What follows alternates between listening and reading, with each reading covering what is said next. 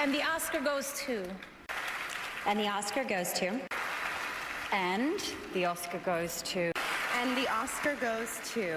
And the Oscar goes to. 며칠 후면 전 세계의 영화 팬들이 주목하는 아카데미 시상식이 열립니다. 실은 아카데미 특집으로 몇 가지를 구상하고 있었는데 시간이 부족해서 포기했습니다. 내년을 기약해야겠네요. 대신 간단하게나마 연기상과 감독상 그리고 작품상에 대해 한번 얘기해볼까 합니다. 당연하게도 지극히 개인적인 예상 또는 바람이니 신빙성은 전혀 없습니다. 가볍게 재미삼아 봐주세요. 먼저 여우조연상입니다. 여우조연상의 후보로 오른 배우들은 헤이트풀 에잇에서 여자로서는 유일하게 8인 중 한 명인 죄수를 연기한 제니퍼 제이슨 리, 캐롤에서 캐롤을 만나면서 중의적인 의미에서의 정체성을 찾게 된 테레즈를 연기한 루니 마라, 스포트라이트에서 추악한 진실을 파헤치는 기자 중 한 명인 사샤를 연기한 레이첼 맥아담스, 데니시걸에서 에이나르가 릴리로 변하는 과정을 쭉 함께했던 게르다를 연기한 알리시아 비칸데르, 마지막으로 스티브 잡스에서 애플의 마케팅 책임자였던 조안나 호프만을 연기한 케이트 윈슬렛입니다. 다행히 5편의 영화를 모두 본 여우조연상에서 제 선택은 바로 데니시걸의 알리시아 비칸데르입니다. 솔직히 말씀드리면 모든 부문을 통틀어서 제가 유일하게 고민하지 않은 것이 여우조연상입니다. 그만큼 알리시아 비칸데르의 연기가 좋았습니다. 저는 데니시걸을 보면서 자신의 삶을 용기 있게 찾아 나선 에이나르보다 그를 위해 헌신한 게르다의 관점에서 영화를 봤습니다. 게르다의 비중이 조금만 더 컸으면 하는 아쉬움까지 남더군요.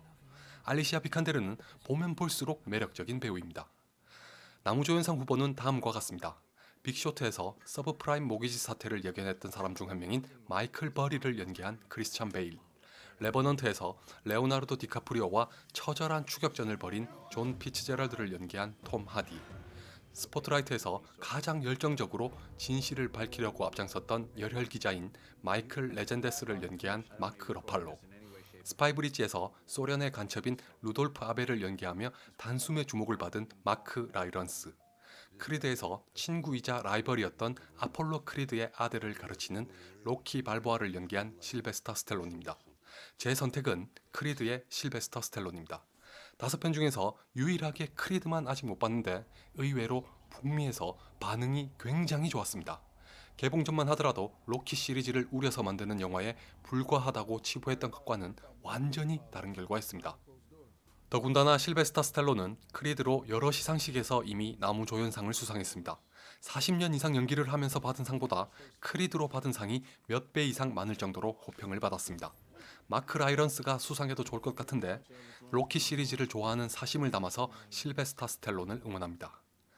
여우주연상 후보는 캐롤에서 남편과 이혼하고 자신이 주체가 되는 삶을 찾아 나선 캐롤을 연기한 케이트 블랑쳇, 룸에서 원치 않는 임신으로 낳은 아들을 올바로 키우기 위해 고군분투하는 조이를 연기한 브리 라슨, 조이에서 불우한 환경에도 불구하고 번뜩이는 아이디어 하나로 엄청난 성공을 거둔 실존 사업가인 조이를 연기한 제니퍼 로렌스, 45년 후에서 45년 동안 화목하게 지냈던 남편이 뜬금없이 첫사랑을 떠올리게 되는 것을 지켜보는 케이트를 연기한 샬롯 램플링, 브루클린에서 아일랜드 이민자로 브루클린으로 오면서 이방인으로 살아가는 앨리스를 연기한 시얼샤 로넌입니다.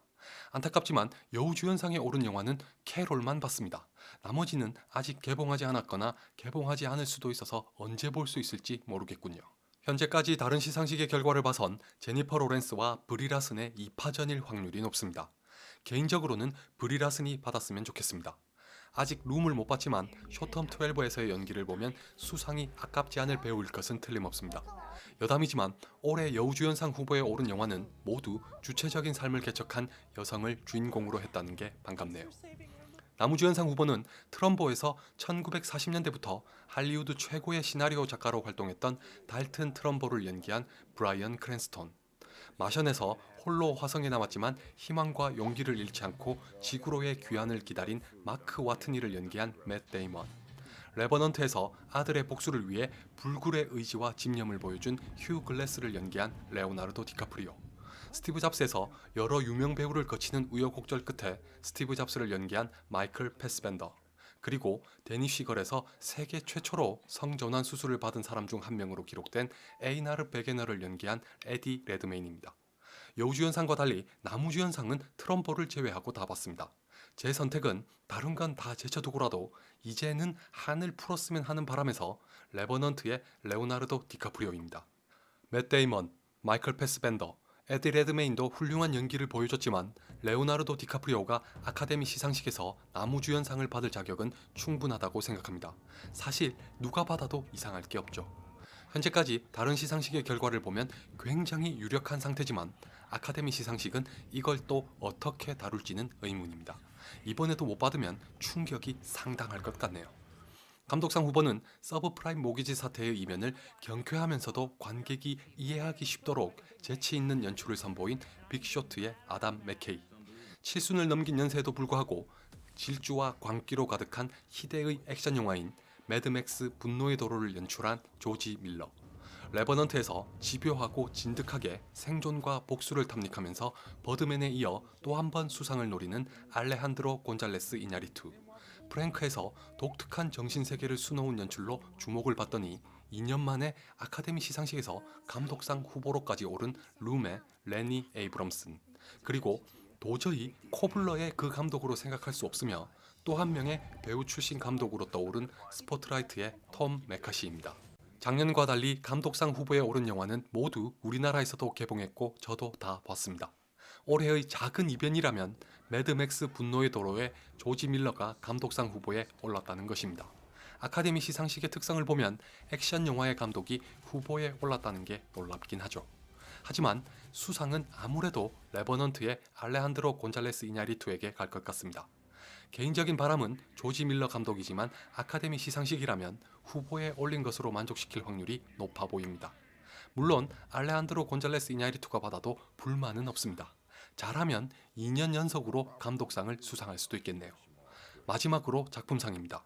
후보는 모두 8편이고 앞에서 말씀드린 영화와 중복이니 바로 결론으로 넘어가겠습니다. 제 선택은 바로 레버넌트입니다.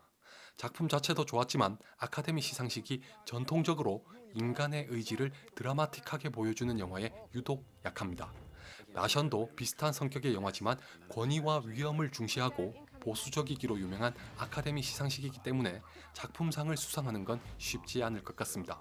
개인적인 바람으로는 매드맥스 분노의 도로가 감독상과 작품상을 모두 수상하면서 파격적인 결과를 냈으면 좋겠지만 제가 죽기 전에 아카데미 시상식에서 액션 영화가 그런 반란을 일으키는 걸 볼 수 있을지 의문입니다. 반지의 제왕이 그랬던 것처럼 언젠가는 새로운 역사를 쓰겠죠?